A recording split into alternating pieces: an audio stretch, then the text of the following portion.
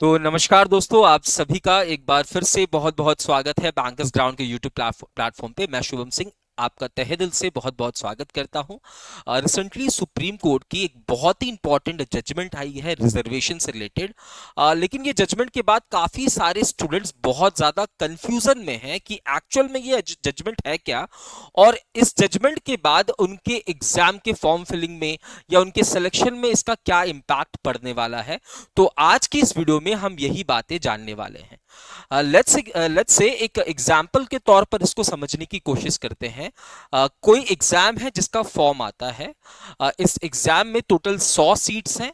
आपको पता है 100 सीट्स सभी कैटेगरीज में बढ़ जाती हैं, चाहे वो जनरल हो, ओबीसी हो, एससी हो, एसटी हो, है ना। तो ये जो 100 सीट्स हैं वो सभी सीट्स जो है अलग अलग कैटेगरीज में बढ़ जाती हैं, ये आपको पता है, ठीक है। जो कैटेगरी होती है, कैटेगरी वाइज आपको एज रिलैक्सेशन मिलता है।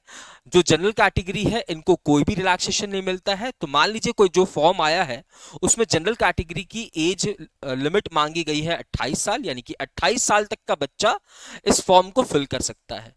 लेकिन ओबीसी के लिए 3 साल का एज रिलैक्सेशन है, यानी कि अगर आप ओबीसी कैटेगरी से हो और अगर आपकी उम्र 31 साल है तब भी आप फॉर्म को फिल कर सकते हैं। यहाँ पे 5 साल और यहाँ पे 5 साल, ठीक है। तो कोई फॉर्म आया जिसमें 100 सीट्स है, 100 सीट्स अलग अलग कैटेगरीज में बढ़ गई, ठीक है।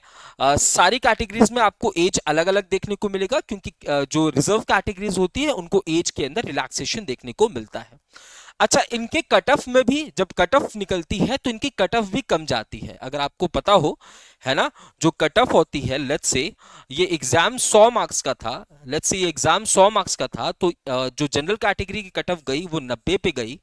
ओबीसी की जो कट ऑफ जाती है वो जनरल कैटेगरी से जनरली कम जाती है, लेट्स से 88 पे गई।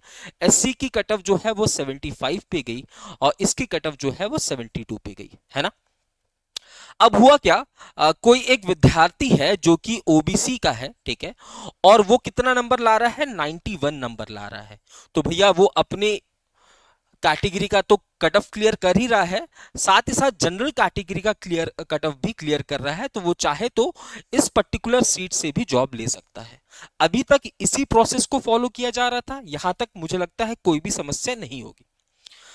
अब मुद्दा क्या हुआ, मुद्दा ये हुआ कि एक एक्स नाम का बंदा है, उसने कोई फॉर्म को फिल किया, उसने कोई फॉर्म को फिल किया, लेकिन फॉर्म को फिल करते समय उसने फॉर्म को ओबीसी कैटेगरी से फिल किया। मान लीजिए ओबीसी कैटेगरी में 3 साल का एज रिलैक्सेशन दिया गया है। इसी में जनरल कैटेगरी के लिए एज कितनी है, 28 साल। तो ओबीसी के लिए एज कितनी हो जाएगी, 31 साल, ठीक है। तो 3 साल का एज रिलैक्सेशन जो है वो ओबीसी को मिला है और इसी से इसने फॉर्म को फिल किया। अब क्या हुआ भैया, एग्जाम डेट आता है, भाई ने बहुत अच्छे तरीके से एग्जाम दिया और एग्जाम देने के बाद क्या हुआ, रिजल्ट अनाउंस हुआ। तो जब रिजल्ट अनाउंस हुआ तो इसने देखा कि जो जनरल कैटेगरी की लास्ट सिलेक्शन हुई है वो 90 पे हुई है। कितने पे हुई है, 90 पे हुई है। और जो ओबीसी की लास्ट सिलेक्शन हुई है वो 92 पे हुई है। कभी कभी ऐसा भी हो जाता है कि जनरल कैटेगरी के कट ऑफ से ज्यादा मार्क्स ओबीसी कैटेगरी का कट ऑफ जाता है। कभी कभी ऐसा होता है कि 7-8 मार्क्स ओबीसी का ज्यादा चला जाता है कट ऑफ, ठीक है। तो अब हुआ क्या भैया, इसने ये देखा, जैसे एग्जाम दिया, रिजल्ट आया, रिजल्ट में इसने ये देखा कि जनरल कैटेगरी की जो कट ऑफ है या लास्ट सिलेक्शन है वो 90 मार्क्स पे हुआ है और ओबीसी का लास्ट सिलेक्शन 92 मार्क्स पे हुआ है। और इस एक्स नाम के बंदे के मार्क्स कितने हैं भैया, इसके मार्क्स है 90, ठीक है, इसके मार्क्स कितने हैं, 90 है।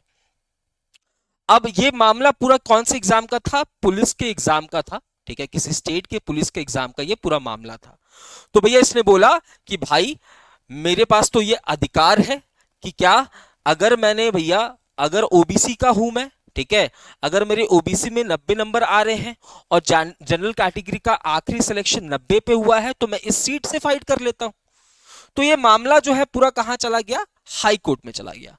अब हाई कोर्ट ने बोला भाई बात तो बिल्कुल सही है, अगर तुम जनरल कैटेगरी का कट ऑफ क्लियर कर दे रहे हो ये तो सबसे अच्छी बात है ना। जनरल कैटेगरी का कट ऑफ क्लियर कर दे रहे हो ये तो सबसे अच्छी बात है। अगर आपसे ओबीसी का कट ऑफ क्लियर नहीं हुआ तो आपने जनरल कैटेगरी का कट ऑफ क्लियर कर दिया, तो आप जनरल कैटेगरी की सीट पे आपका हक बनता है। तो हाई कोर्ट ने तो इसे बोला कि भैया आप जो है इस सीट के हकदार हो। अब उसके बाद क्या हुआ, ये मामला जो है वो सुप्रीम कोर्ट में चला गया।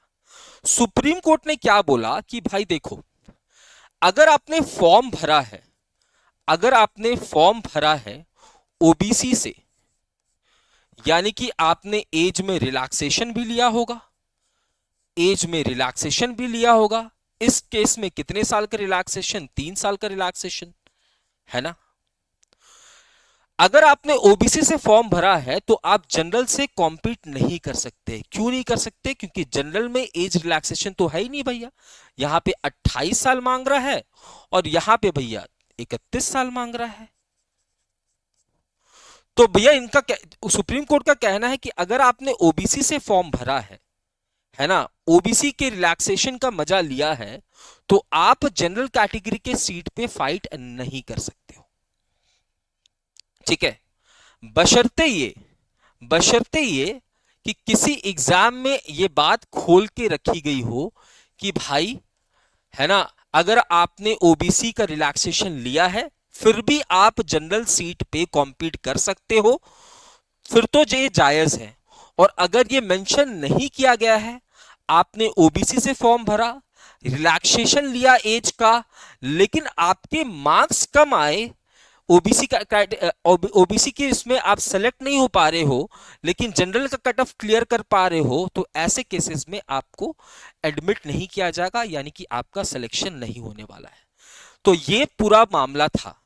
तो सुप्रीम कोर्ट का कहना है कि अगर आप ओबीसी से फॉर्म भर रहे हैं, ओबीसी के रिलैक्सेशन का फायदा उठा रहे हैं, है ना, तो आपको कॉम्पीट ओबीसी के सीट पे ही करना पड़ेगा, है ना, ओबीसी के सीट पे ही करना पड़ेगा।